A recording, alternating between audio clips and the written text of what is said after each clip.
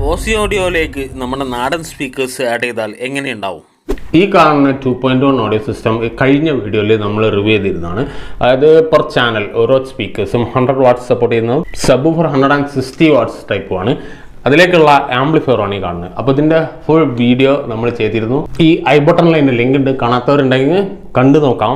അപ്പോൾ ഇന്നത്തെ വീഡിയോയിൽ ഇവിടെ നിങ്ങൾക്ക് ഒരു ഫോസി ഓഡിയോ കൂടെ കാണാം. അപ്പോൾ എന്താ സംഭവം എന്ന് വെച്ചാൽ, പലരും ചോദിച്ച ഒരു ആവശ്യം, ഒരു സംശയം, അതൊന്ന് നമുക്കൊന്ന് ചെക്ക് ചെയ്ത് നോക്കാം. അതായത് ഫോസി BD30D Pro ആണ് ഈ കാണുന്നത്. അതിലേക്ക് ഈ സ്പീക്കേഴ്സ് മാച്ച് ആവുമെന്ന് വെച്ചാൽ അത് 150 പെർ ചാനലും 350 സബ് വൂഫറും സപ്പോർട്ട് ചെയ്യുന്ന ടൈപ്പാണ് ഫോസി ഓഡിയോയുടെ BD30D Pro. അപ്പോൾ അതിലേക്ക് നമ്മൾ ഈ സ്പീക്കേഴ്സ്, ഇങ്ങനത്തെ സ്പീക്കേഴ്സ് ഉണ്ടാക്കിയാൽ ഇതൊരു ബഡ്ജറ്റ് ടൈപ്പ് ആണല്ലോ, അത്ര വിലയില്ലാതെ ചെയ്തെടുക്കാവുന്ന സാധനമാണ്. അതുകൊണ്ട് അത് ഉപയോഗിച്ച് നമുക്ക് ഫോസി ഓഡിയോ റൺ ചെയ്യാൻ പറ്റും നോക്കാം.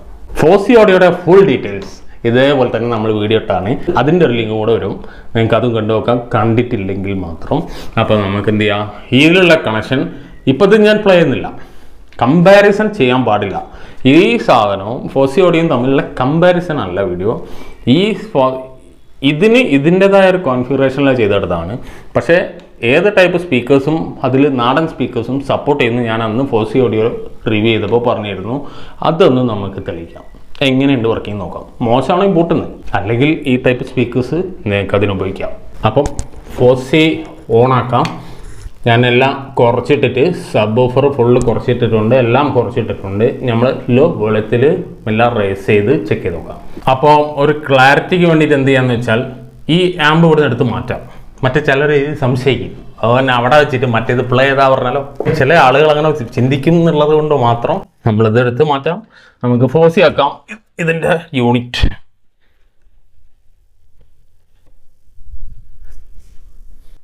ഇപ്പോൾ ഇവനിവിടെ ആക്കട്ടെ, ഇനി ഇത് വർക്ക് ചെയ്യുമ്പോൾ അത് മൂവ് ചെയ്യുമോ നോക്കാം. ഓക്കെ, അപ്പോൾ സ്പീക്കേഴ്സ് കണക്ട് ചെയ്തിട്ടുണ്ട്. നമുക്ക് ബ്ലൂടൂത്ത് ഫോസിയിലേക്ക് കണക്ട് ചെയ്തിട്ടുണ്ട്, ഫോണിൽ ബ്ലൂടൂത്ത് കണക്ട് ചെയ്തിട്ടുണ്ട്. ഇനി പ്ലേ ആക്കാം. ഓക്കെ, അപ്പോൾ NCS മ്യൂസിക്കിലാണ് കേട്ടോ തുടങ്ങണേ.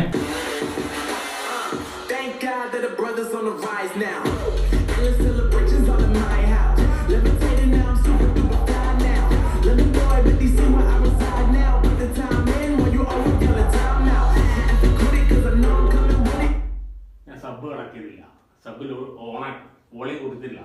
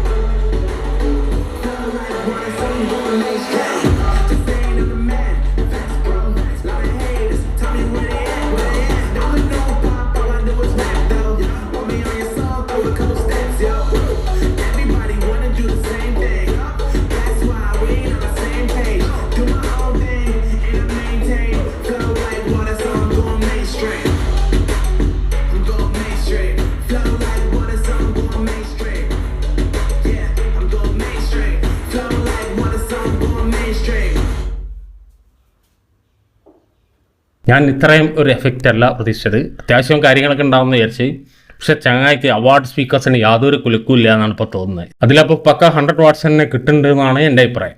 നെക്സ്റ്റ് ഒരു മലയാളം നോക്കാം. സ്ഥിരം വരുത്തണം.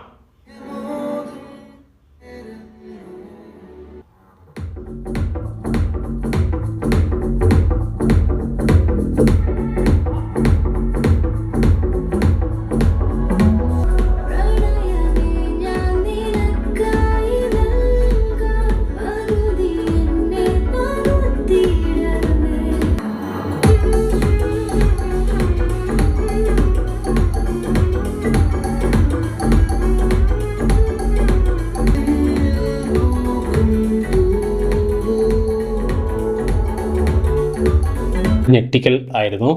നെക്സ്റ്റ് ഒരു trailer tower, Oppenheimer. You know that. We've got one hope. Secret laboratory. Keep everyone there until it's done.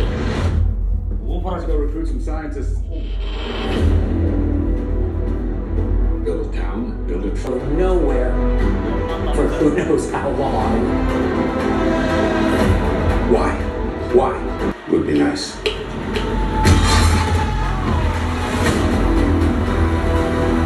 This is a matter of life or death. Over. Our boys would come home. That's happening, isn't it?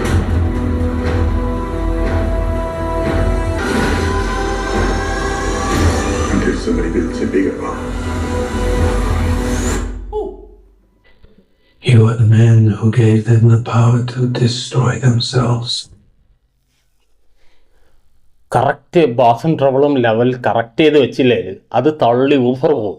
നേരത്തെ പറഞ്ഞുകൊണ്ട് തന്നെ 100 watts നല്ല പവറിൽ കിട്ടുമ്പോൾ വേറെ ഒരു തരം ഔട്ട്പുട്ടിലേക്ക് ആ എക്സ്പീരിയൻസ് മാറും. അപ്പോൾ ഇതുവരെയുള്ള എൻ്റെ ഒരു എക്സ്പീരിയൻസിൽ ഇപ്പം എനിക്കുണ്ടായ അനുഭവത്തിൽ ശരിക്കും നമ്മൾ ബാസ് ട്രബിൾ എന്നുള്ള ടോൺ ലെവൽ ഈക്വലൈസർ ആയാലും ശരി, ഏതായാലും ശരി, അതുപോലെ തന്നെ സബ്വൂഫറിൻ്റെ ക്രോസ് ഓവർ ഫ്രീക്വൻസി അതിൻ്റെ എന്താ പറയുക അതിൻ്റെ ലോയിലേക്ക് പോകുമ്പോൾ, അപ്പോൾ ഈ രണ്ടവസ്ഥയിലും നമുക്ക് ചിലപ്പം നമ്മുടെ ആംപ്ലിഫയറിൻ്റെ ഔട്ട്പുട്ട് കറക്റ്റ് ആണെങ്കിൽ, അതുപോലെ തന്നെ സ്പീക്കേഴ്സ് അത് കറക്റ്റ് സപ്പോർട്ടിങ് ആണെങ്കിലും നമുക്ക് ആ ഒരു ലെവൽ കുറയ്ക്കേണ്ട ഒരു ടെൻഡൻസി വരും.